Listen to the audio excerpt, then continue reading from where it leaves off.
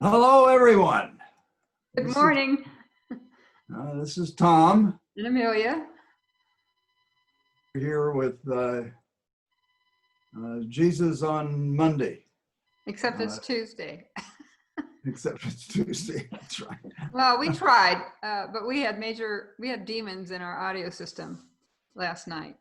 So we're hoping that things are better this morning. We'll see. All right, our story for this week is from Matthew 20. It's a parable, and Tom, it's typically called the parable of the laborers in the vineyard.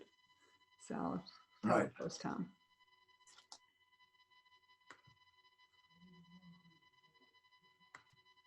So this is one of Jesus' most provocative parables. He said, "The kingdom of heaven may be compared to a landowner who went out early in the morning to hire laborers to work in his vineyard. And having agreed with the laborers for a denarius, which was the usual daily wage, he sent them out into the vineyard. About 9 o'clock, he went out again, and he saw some laborers, standing around idle in the marketplace. And he said to them, 'You go out in the vineyard also, and I'll pay you what is right.' And so they went. About 12, and again at 3, he went out again and did the same. And at 5, he went out and he saw others standing around with nothing to do. And he said to them, 'Hey, why do you stand around here all day idle?' And they said, 'Well, no one has hired us.' And so he said, 'Well, you go out in the vineyard too.' So in the evening, the owner of the vineyard, called his manager and said, 'Call the laborers and give them their pay, beginning with the last and going to the first.' So when those who had been hired at 5 came, they received a denarius. And so when those who had been hired first came, expected to be paid more, but they also received a denarius. And when they'd received it, they grumbled at the landowner and said, 'These last only worked 1 hour. You've made them equal to us who bore the burden of the day and the scorching heat.' And he said to them, 'Friend, I've done nothing wrong to you. Didn't you agree with me for a denarius? I choose, take what is yours and go. I choose to do what I want with, to give to these last as I'm giving to you. So I choose. Am I not able to choose what I do with what belongs to me? Or do you have the evil eye because I am generous?' So the last will be first, and the first will be last." Thank you, Tom. Yeah, you really gave us that evil eye. We'll get to that. I have to say, as I was listening to you tell a story with all, about the laborers in the field and the landowners, first of all, I thought, well, he clearly doesn't have a sense of, how many laborers he needs. He has to keep going out, throughout the day to get more to come in and take care of. Maybe he has a huge crop. He didn't know it was so great. But it reminded me of a movie we just saw, McFarland, which is a true story. It took place in McFarland, California, about a high school coach who raises up an incredible team for cross country among these teenagers who all work in the fields, and it's a lot about what they have to endure, what those families go through to eke out a living. But anyway, if you're preaching this story, you might want to check out that movie, McFarland, it's called. A great movie. Yeah. But getting back to this story, we basically learn from the New Revised Standard Version of the Bible that, Tom always, often tweaks it according to his understanding of the Greek and what he thinks might be a better translation, also for storytelling purposes. And in this case, all the way through the story, looked at it, it talks about the usual daily wage, and you inserted a denarius. So I wondered, why you made that decision to use denarius, and also how much was it? Well, a denarius must be the usual daily wage, but that doesn't really help us a whole lot, in terms of how much that actually was. Yeah, well, there's been some research done about that, and the conclusion of the best, as far as I'm concerned, was Doug Oakman, and he concludes that a denarius was enough to buy food and so on for a family of 4 for a week and a half. So that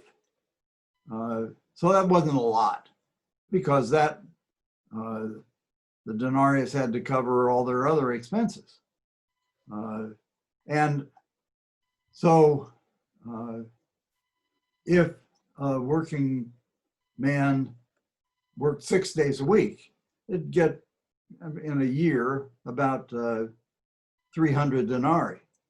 But these day laborers like this weren't guaranteed of being able to work every day, as is reflected in the parable. There were a lot of them standing around waiting to get hired. And so that's how it is with day work then and now. But the denarius was a subsistence wage. It was all they could. It was barely enough to live on. It's like the minimum wage now. It's barely enough, and most people with a family can't get by with just what they would make working at the minimum daily wage, 8 hours, 40 hours a week. Right. So. Well, let's talk a little bit about the relationship between the landowners and the laborers. What was that like? Was it generally antagonistic, or what was that like back then? Do we know anything? Do we know? Well, no, it was pretty antagonistic. They got along, but there was clearly a lot of resentment. The landowners were often people who were absentee, who didn't even live on the land that they had acquired. And many of them had gotten it because people had taken loans and couldn't pay their debts, and because they had a bad harvest or something. And so the hostility that is reflected in this parable, Jesus was aware of that, and I think was telling this parable to groups of peasants who worked like this, and that they could identify with what was happening. And so the landowners weren't kind of good guys by any means. It was an oppressive system that was part of the economic system of the Roman Empire that benefited Rome, and then all of the clients of the emperor and so on who owned the land. But so isn't Jesus comparing the landowner to God? Well, he says the kingdom of heaven is like a landowner who went out to hire laborers for his vineyard. And that's one of the reasons why this is such a provocative parable, is that it does draw a comparison between this landowner and God. And it's clear that it's a parable because no landowner who hired day laborers would have done it like this and then have paid the ones who only worked 1 hour the same as those who had worked all day. This is a typical reversal of expectations that is a mark of this not being a description of what happened down the road from Nazareth in the vineyard. No landowner would have done that. So it's clearly a parable. It's a parable about the kingdom of heaven. And the dominant theme is that in the kingdom of heaven, it doesn't matter how long you've worked. Your reward when the kingdom of God comes will be the same, regardless of, I don't know, how long you've worked, how long you've been part of the Jesus disciple group. You don't earn points. Okay. All right. Okay, let's get to the evil eye business. In the NRSV, it's that it says the word is envy. So first of all, what's your justification for translating evil eye, and assuming that you have one, what is an evil eye? Well, the evil eye is what the Greek says. And so the one who needs to ask permission for changing the translation are the translators of the NRSV. And they did it for a good reason, because they assume that most people don't know what an evil eye would mean. It's usually translated as envy, but that's an inadequate translation. Jack Elliott, great New Testament scholar, has written 3-volume work on the evil eye, because it's something that is present in many cultures and literatures. And it's a kind of, looking askance, looking with and looking for evil, and also implications of a kind of curse. And so when he says, do you have the evil eye because I'm generous? You look askance, you dismiss, you curse me because of that. Yeah, so, it sounds like an attitude that we should not be having with God, right? Yeah. Being untrusting and right. Yeah. Huh. Right. So I think the evil eye does communicate now. Don't know exactly what it means, but it's better than envious, I think. Gets people attention anyway. That's provocative. Yeah, it is. Well, right after that, the parable concludes with a phrase that we've heard from Jesus in other places. So the last shall be first, and the first shall be last. What does he mean by that? What's the significance of that phrase? Well, this is a characteristic saying of Jesus about what will happen with the last judgment, with the coming of the kingdom of God. And it is that the poor, those who are last, will be first.